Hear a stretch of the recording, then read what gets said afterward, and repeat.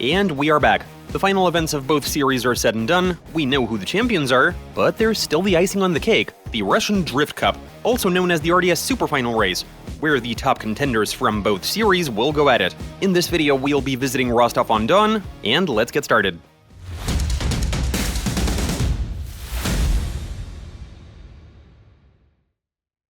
Last year, there were certain issues related to the roster, but this time there was almost none of that. All of the top drivers from both series gathered at Rostov Arena. The only notable driver missing was Anatoly Sherbak, who won in the RDS Open Pro category. He couldn't make it due to crucial and very pleasant personal matters. Everyone else, at the very least the top 5 from both series, were present. 19 GP drivers, 13 from Open for a total of 32.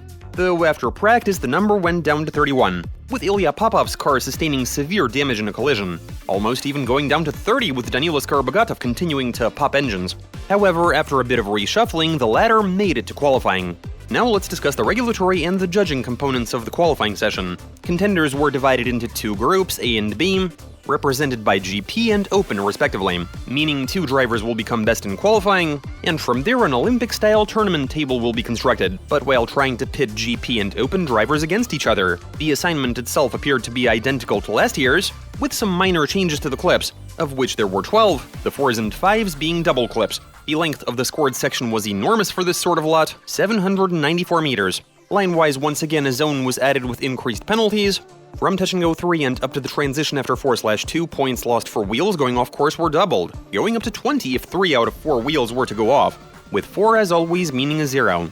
The full assignment is up on your screens, and it's also worth mentioning that GPS malfunctions at this venue meant that drivers were judged just like in the good old days, visually without monitoring average speed per sector. One could speculate that this factor, not just the fact that these were high-level contenders, was the key to there being so many high scores during qualifying. Too easy considering the current level of driving skill in RDS. But let's cover the qualifying session.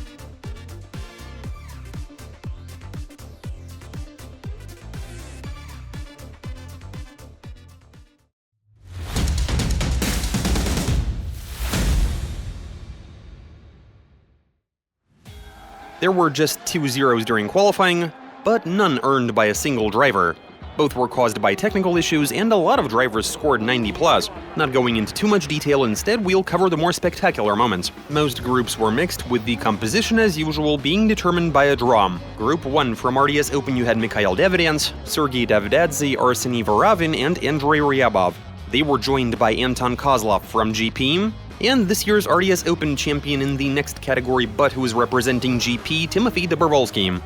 The best score among drivers from Open in this group was a 98.5 for Mikhail Davidyan's second attempt. The worst scores were for Sergei Davidadze, 68.5 and 67. For the GP subgroup, Dobrovolsky posted a 99.5 right out of the gate, but then proceeded to experiment and earned 89.5 points, with Kozlov's scores being somewhat more consistent, 94 and 88.5. Group 2. From GP, Anatoly Kizin, Roman Tividor, Vladislav Popov, Arkady Tsarogratsev. From Open, Fyodor Vorobyov and Valery Bogacharov. Tsarogratsev was the best among GP drivers, scoring 98.5. The worst score was Kizin's 87, though for his second attempt he improved his score by 8 points, earning a 95. The best and the worst in the Open subgroup was Vorobyov, 94.5 and 90. Bogacharov was a bit more consistent, 92 and 93.5. Group 3. Tier A aka GP, Denis Miguel, Maxim Grossman, Andrei Stepov. Tier B or Open, Sergei Yermakov and Nikita Miguel. Best in subgroup A, 99 for Estepov. The worst was for Grossman's first attempt, 83.5. For his second he would have earned 100, if not for a wheel going off course, meaning he only scores a 98. In subgroup B, Nikita Miguel earned 91.5 and 97, Sergei Yermakov 94 and 99. A new qualifying leader among drivers from Open, and let's watch the full run.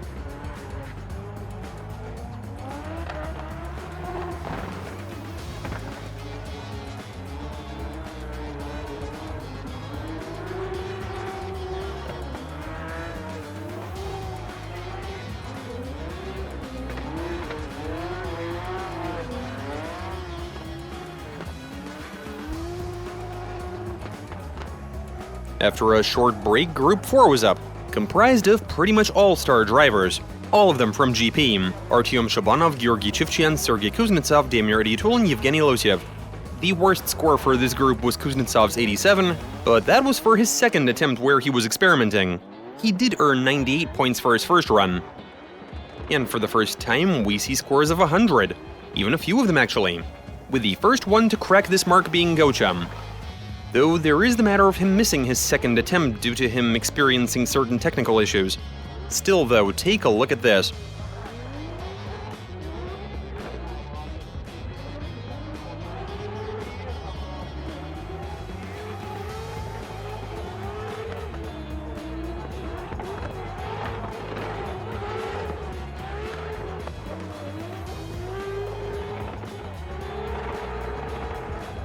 Idiatulin went out for both of his runs, earning 90.5 and 100 points for them.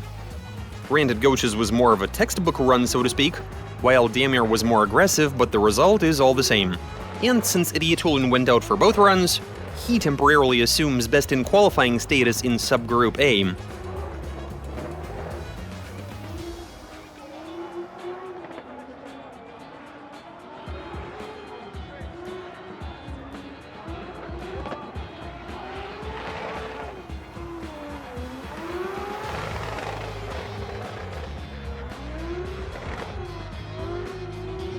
Group 5's composition was 50-50, with 2 drivers from the Premier Series, Danilo Vorobyev and Danilo Skarbogatov, and 2 more from Open, Ivan Sedych and Artur Zelyony, who was representing Open at this event. The better of the 2 GP drivers was Vorobyev, 94 and 98.5.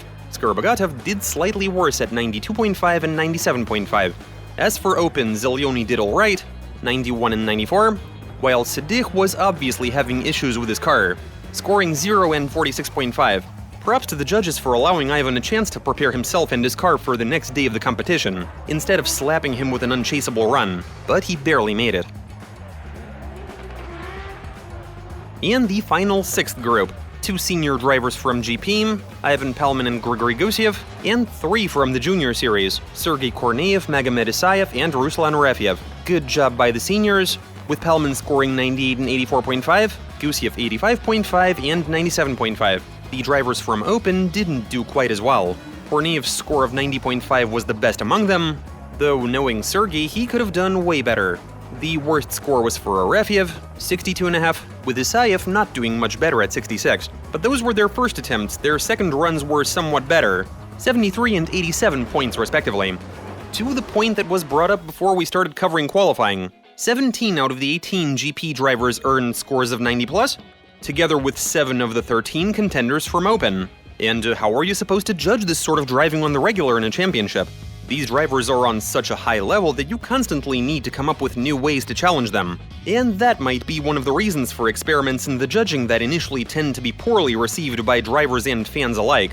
It's all in the name of competition and drivers improving their skills. The best scores in their respective subgroups were received by Damir Idiatulin and Sergei Yermakov.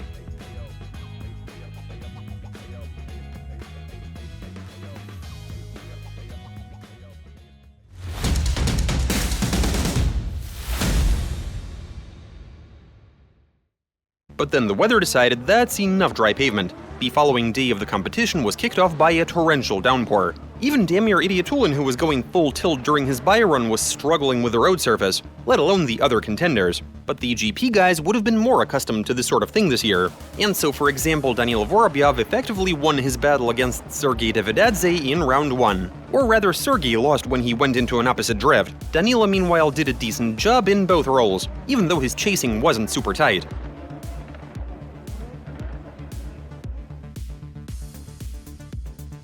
But not all drivers from GP were as fortunate. One particular unpleasant surprise was Timofey Dobrovolsky. As the one who scored higher in qualifying, he for whatever reason chose to follow Denis Miguel first. And even though Denis wasn't super precise and was correcting, this could not have been the cause for such a huge gap. Round 2 was kicked off with Denis almost straightening out, with the drift dynamics data indicating a residual angle of 5 degrees, with Dobrovolsky then almost blocking the track with his car and then later spinning out.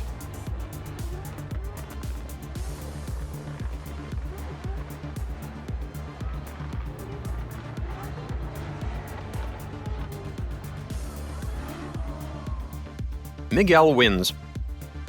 Sergei Kuznetsov and Arseny Varavin both got zeros for their chase runs, with Arseny almost straightening out and then going off with all four wheels, while Sergei went into an opposite drift. The fate of this one was decided by lead runs, which is where Varavin did a better job. He earned 3 fewer points for line, but 13 more overall because of Kuznetsov making an enormous amount of angle and style-related mistakes. The first win for the B tier, Arseny is in the top 16.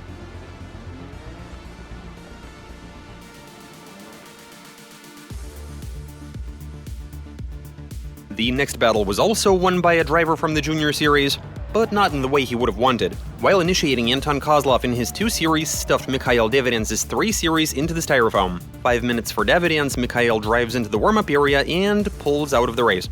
The collision resulted in damage to his cooling system, and while warming up, his engine started to overheat. With Kozlov being at fault for the collision, Davidians progresses to the top 16. By the next heat, a lot of water had been removed from the track, with performances stabilizing more or less, albeit not in everybody's case. Valery Bogacharov got a great chase run in behind Danila Skorobogatov, who was doing just as well in the lead. At the very least, Danila's line was on point, but Valery's own lead run did not go well for him at all. With him constantly going off, he earned just 8 points for line. Also, he missed 2 clips, which by the way didn't prevent Skorobogatov from performing well in the chase. No surprise then that he will continue to compete. The battle that followed went much better. Fyodor Vorobyov and Anatoly Kizin both did very well in the lead, 26 line points versus 24, and they were both pretty close while following. But Kizin was closer, so much so that he not only made up for his 2-point lead disadvantage, but even outright won. One contributing factor might have been Vorobyov tapping his opponent around touch-and-go 6.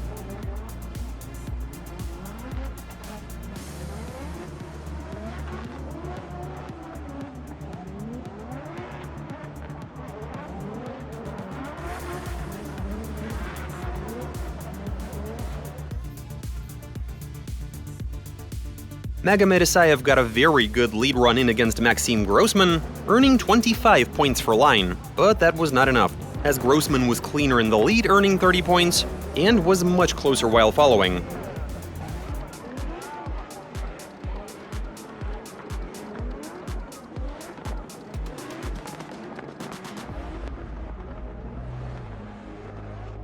Maxim Grossman wins. From here, drivers found the right rhythm, and a lot of the battles between A and B tier contenders were reminiscent of some of the best showdowns in GP.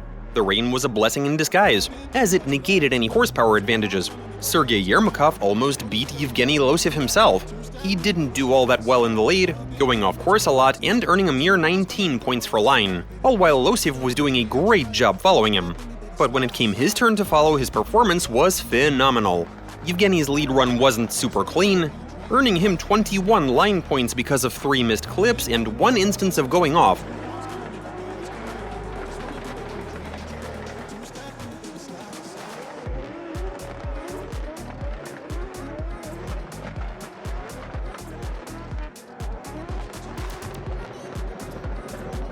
Either a win for Yermakov or an OMT, with Stas Dolgich even ruling in favor of the latter. But in a split decision, this was sent to an OMT.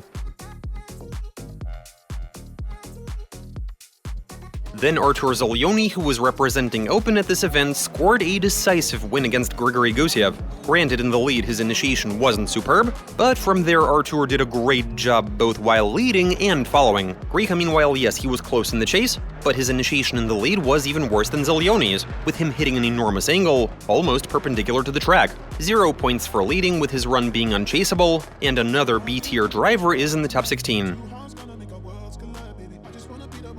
Nikita Miguel, who took RDS by storm this year, was unable to put up a decent fight against last year's GP champion Artyom Shabanov. Chase performance was more or less on par, but with him constantly going off course, Nikita earned just 17 line points against Shabanov's 26, meaning that he is out and Artyom is still in the running.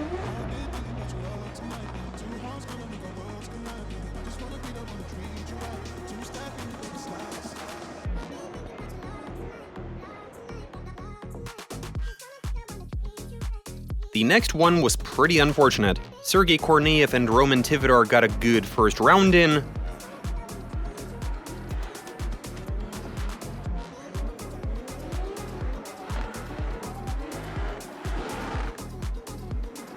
Round 2 was also going well until Korneev's car broke down in the final bend.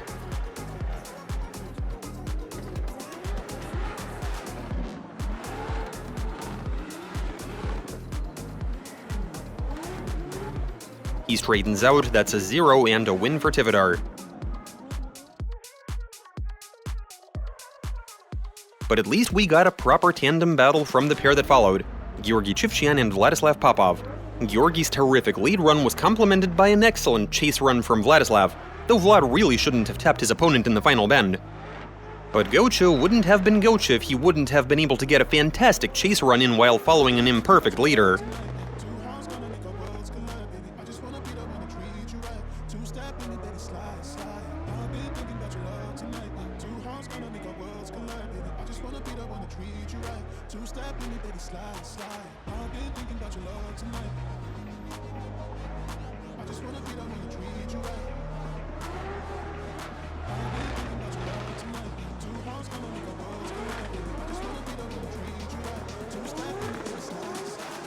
And of course, the win here goes to Gocha. A brief summary of the next 3 duels: 6 zeros for 3 drivers from Open. Ruslan Arefyev against Arkady Tsarogradtsev. Ivan Sedych was up against Andrei Ostapov.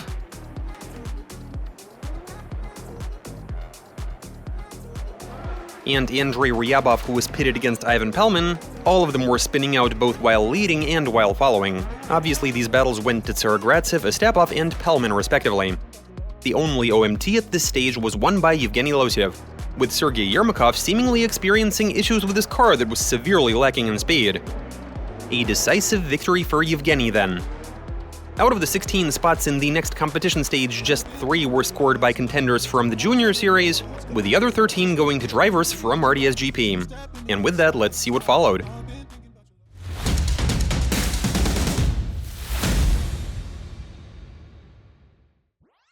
After the break, the rain got even worse, so yes, weather was still very much a factor. But the drivers had gotten used to it, and performances were fairly consistent. Pair number 1, Damir Idiotul and Danila Vorobyov. Both got good lead runs in, 23 versus 22 points for line, and they were just as good in the chase. But Danila did himself a slight disservice when he gave his opponent a light tap at the end. This could have gone to an OMT, but the judges unanimously ruled in favor of Damir. As for why, just like in the final stage of GP, it was all in the camera angles. Even the drivers themselves sometimes couldn't tell by watching the broadcast who was closer and where. But the judges in their tower had a great view, and they could watch repeats countless times from all sorts of angles. Anyway, in this case, according to Stanislav Dolgich, proximity was more or less on par, but in Damir's case, he didn't lose style points. He didn't sacrifice angle, and his transitions were much better, which earned him the win. Our next pair, Arseny Varovin and Denis Miguel, and this one was a bit of a mess. Round 1 was alright, Arseny did a decent job in the lead, earning 24 line points, while Denis was cautious at first, but then caught up and was close for most of the way. They trade places, and this is where some weirdness began. Miguel's lead run wasn't perfect, but he didn't make any serious mistakes, while Varovin was all over the place. He initiated poorly, fell behind, attempted to catch up but never did, and he corrected a lot.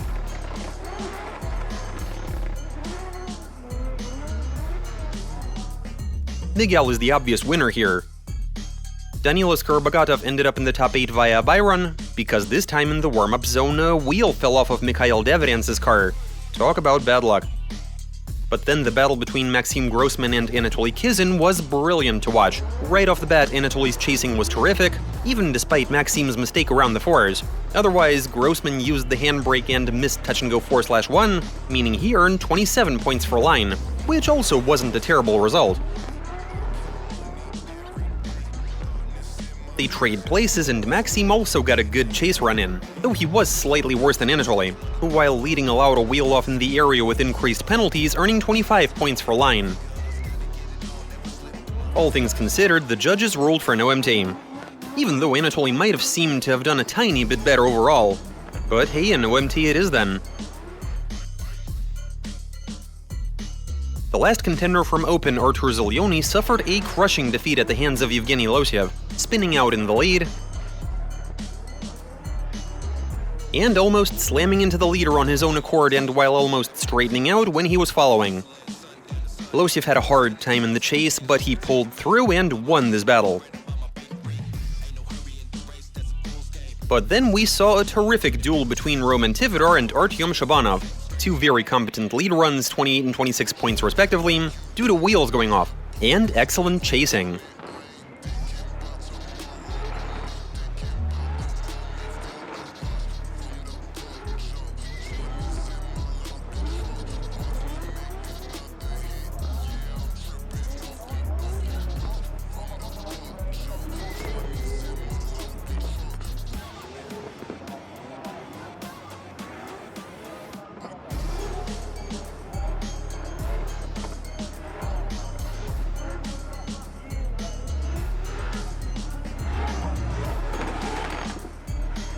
Romans seemed to have done slightly better, but this was close enough to go to an OM team.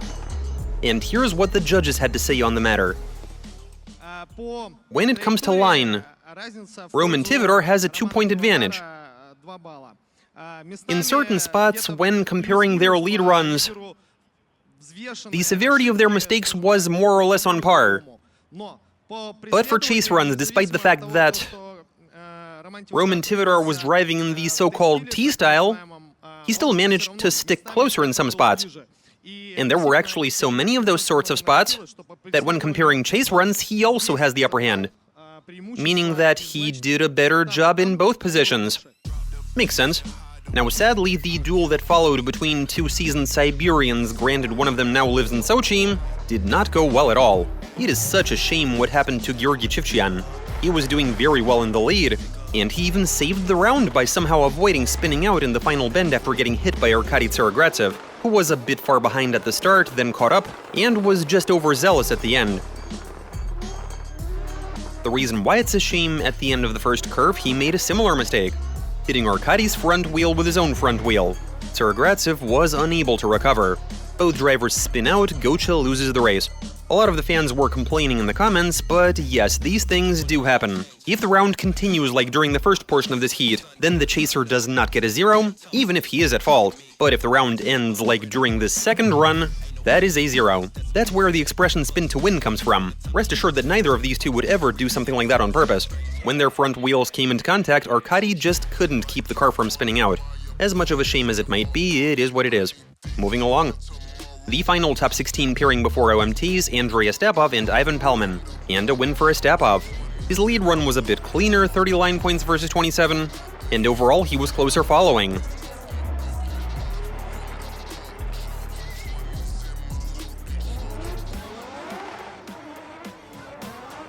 Though Ostapov did have a slight edge, this was close enough to go to an OM team. And yeah, that's exactly where the judges were, with Stas Dolgikh ruling for an OM team, while Anton Novikov and Vladimir Safonov had Astap winning this one. The OMT between Maxim Grossman and Anatoly Kizin had a pretty unfortunate ending. Round 1 was okay, Grossman was excellent in the lead, with Kizin doing if not an excellent then at least a satisfactory job while following, but then at the start of round 2, Anatoly, who was clearly carrying too much speed while initiating, clipped the styrofoam, flew into the concrete, and also got hit by Maxim, who was following behind him, with the latter having 0 chance of steering clear. It should be obvious that the last spot on the top 8 goes to Grossman.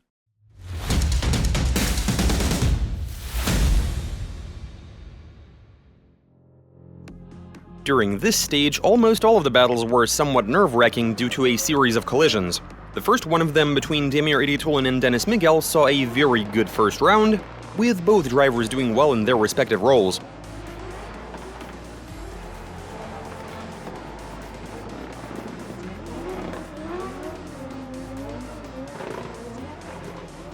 Round 2 was also going fine, right up until Denis missed touch-and-go 8 in the last bend and hit the wall, colliding with an unprepared Damir after bouncing off. In an attempt to save both cars, Iryatulin simply spun out. In his own words, there was a tap, but a very light and inconsequential one. And the only reason he spun out is he was trying to avoid Denis. It's clear who won here. An unchaseable run by Denis. Then Danilo Skorobogatov slammed into Maxim Grossman during the initiation, almost sending him into the wall. Maxim tried to continue, but couldn't. The second portion of the heat was a formality at that point. Both drivers did well in their respective roles, with Grossman becoming the second semi-finalist.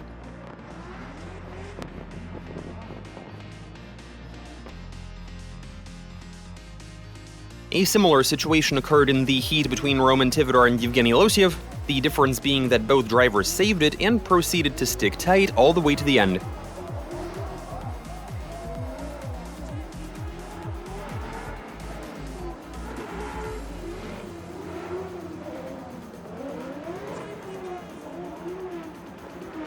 During the second round, Yevgeny was not doing great, which didn't prevent Roman from getting a terrific chase run in, and of course progressing to the top 4.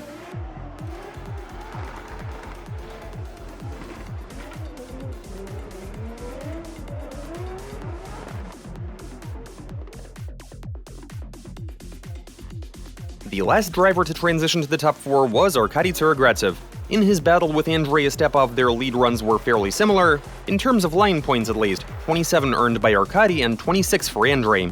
But while following, Tsarogratsev was way more consistent. Stepov was also quite close, but he was too erratic and sloppy.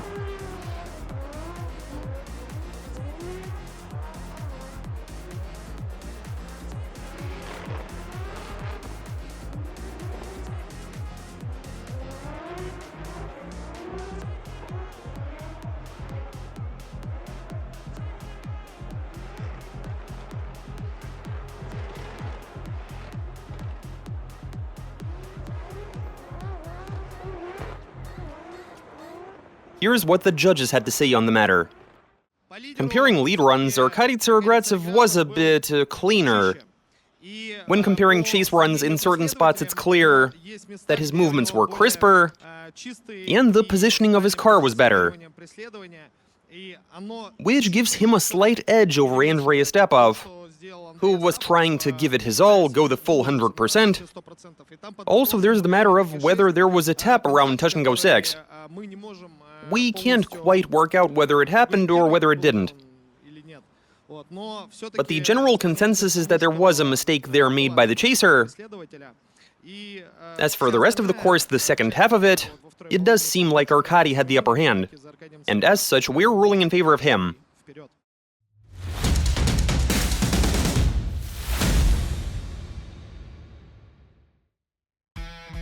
From here we witnessed some truly epic battles, even though they didn't always end well. Damir Idiatulin and Maxim Grossman got a terrific first round in. Maxim's outstanding performance in the chase almost literally overlapped with Damir's excellent lead run where he earned 28 points for line.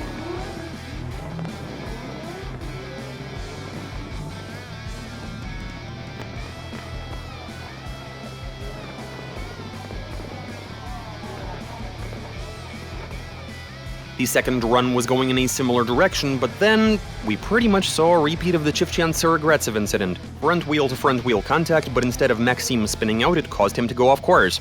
Idiatulin was at fault, Maxim Grossman progresses to the final race.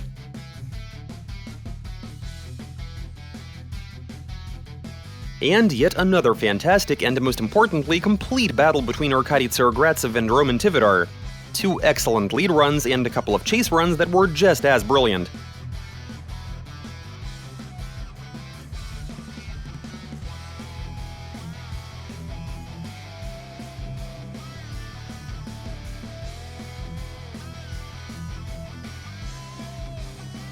And despite losing 2 points for line, Roman ultimately won this one thanks to his phenomenal initiation and transitions. Arkady didn't do quite as well in that regard. It's all in the details. In the words of Stas Dolgich, for pretty much the entire day the judges had to keep their eyes wide open and take a ruler to the screens to look for millimeter discrepancies. That's how good all of these drivers were.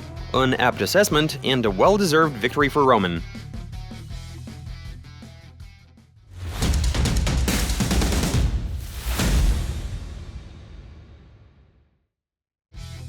Same story here as well. Two 30-point lead runs, two very close chase runs on behalf of both Arkady Tsarogratsev and Damir Idiatulin. However, Damir was more in step, which earned him the win.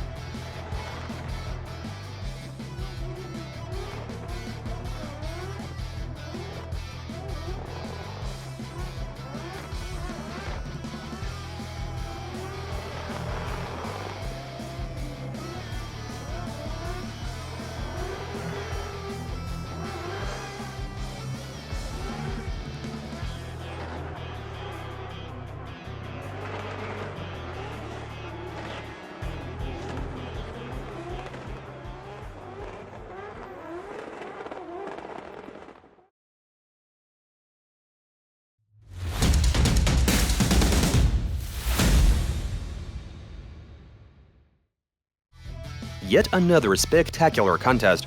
2 perfect lead runs, 2 lovely chase runs.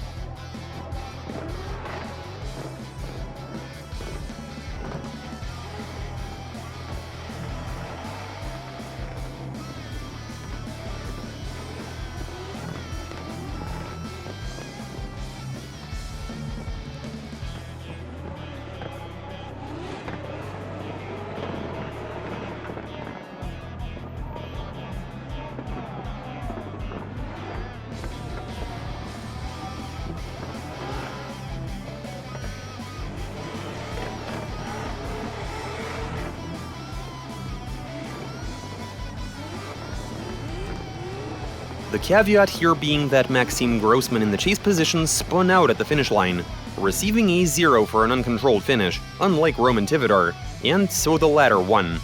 The editor reckoned that if Maxim hadn't spun out, the odds would have been more in favor of Roman, all because of a few minor details. But the judges' scorecards had this either going to an OMT or Grossman having a slight advantage. But that's not the reality of how things went down, and the winner of the 2025 Russian Drift Cup is Roman Tivadar. And on that note, the 2025 season of RDS has come to an end. Hopefully we don't see any more rain during RDS events for many years to come, because for crying out loud. But going forward we've got 2 Winter Cup events, and make sure to watch Tire Wars on rdstv.ru. Otherwise that's a wrap, and see you next year. And a word from our prize winners. I really enjoyed the RDS Superfinals. The fact that experienced drivers from GP took part, so overall my impressions are positive, and even though I lost at the top 32 stage, I'm still not upset. It's an awesome layout, which I am used to, because I drive in the Povolzhye series, where all of the events are on lots. So I had no trouble getting a good performance in, didn't do much to the car, outside of some minor adjustments. I'm glad qualifying went the way it did because we agreed with Sergei Kuznetsov that we have to become first. He didn't do so well, but I did. I got 99 points and became best in qualifying. For starters, I think I should mention the weather. Throughout the entire season it's been raining. We were hoping to come to Rostov and Friday and Saturday were just lovely. But on Sunday it began to rain regardless. Now honestly, I didn't get a lot of practice in on Friday. I only got a couple of lead runs in. It was still something. I had to get used to being in the chase position all over again. I adapted to the conditions. Also, during the competition I was making certain adjustments. But overall, I'm happy with how I performed. I was battling with Arkady for 3rd place. We both did a good job in the lead position, and overall that was some quality drifting. Dennis, I was up against him in the top 8 stage, and he almost had me. Because the thing is that, before the final transition I was starting to fall behind, but he made a mistake while leading, clipped the wall, corrected, causing me to spin out. I did that to keep our cars from getting destroyed. I'm happy for Dennis and for my team as well, that we became 2nd among teams. I mean, overall, the race went pretty well. Me personally, I like these sorts of lots. It's been a while since I've driven on one. The last time was in Oman about 2 years ago.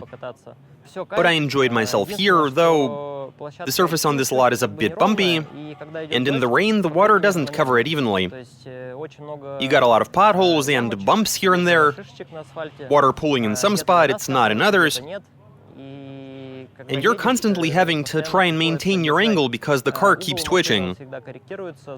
Grip levels are constantly changing, which makes things really hard, compared to an actual racetrack. But overall, I think I managed okay in the lead. For chase runs, I really enjoyed my duel with Arkady Tsarogradsev. He was doing his part as the leader, and that was a good battle. I really enjoyed this event. It was more relaxed than your average GP race. In terms of restrictions, like time-related or otherwise, so it was more relaxed. We qualified, after lunch we got a change of clothes. It was all very laid back, I think is the best way to say it. And so for me, that's just how the race went. Not so much for Artyom. My teammate, he lost at an early stage. I'm the only one who made it, and that really means a lot, I think. Because just the two of us were representing our team at this event, got into third place, we fell slightly short of first place among drivers, with me becoming second. Of course, I'm happy with the car, with the team. I knew that my car was ready to do battle until the final race. More than ready. But since this sport can get physical, not everything depends on the driver. It all depends on the team, the car, how the car is prepared. And the team did a fantastic job with everything. I mean, today I got hit a number of times. I went out with a broken subframe, but the guys were able to fix the car, dial in the suspension and all of that. And even when I noticed that something was fitted to the car not in the way that I think it should have been, they were telling me, relax, everything is fine. And with that I made it to the final race, which I am very happy about. I want to thank my team, everything was great. It was great, thanks to the fans, thanks to RDS. I don't know what else to say. It was a great way to end the season. We've solidified our engineering, found the optimal setup, and now we know that our car is very competitive. For me, it was a tough grid to work my way through. For every battle, there was a lot on the line, and so for each one we were preparing to be on the money. We were trying to stay consistent from one to another. Of course, each contender was different with his own driving style, but overall I wouldn't say that any of those battles were easy. In terms of emotion, I enjoyed my top 16 battle with Artyom Shabanov. It was an important one, we've never battled before, in RDS GP. But yeah, that was awesome. I had a great duel with Arkady. It's always nice with him, he's fast. Now unfortunately at this event, the rain didn't let us get a proper sensation of speed, but I always enjoy to be up against Arkady. This is pretty much the way we wanted to end the season, though I would have also loved to see Gocho on the podium. But overall I'd say that which was unrealized last year, we got to realize this year.